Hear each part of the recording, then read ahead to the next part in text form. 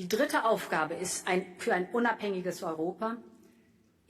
დამოუკიდებელი ევროპისთვის ერთ-ერთი აუცილებელი პირობა ჩვენი კონტინენტის მომდევნო ისტორიული გაერთიანებისთვის მუშაობა.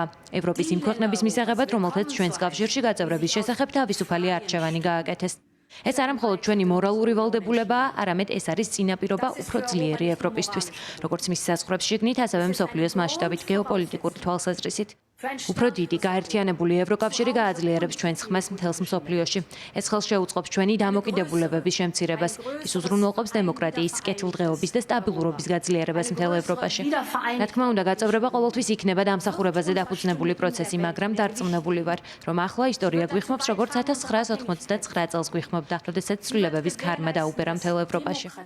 უკრაინაში ყოველდღიურად ვხედავთ, თუ რას ნიშნავს ბრძოლა თავისუფლებისთვის. ბოლო 3 წელიწადნახევრის განმავლობაში ვიხილეთ, თუ რამხელა მსხვერპლის გასაღებად არიან მზად ადამიანები. ასე რომ დიახ, ეს ისტორიული მომენტია და ჩვენ ხელიდან არ უნდა გავუშვათ ის.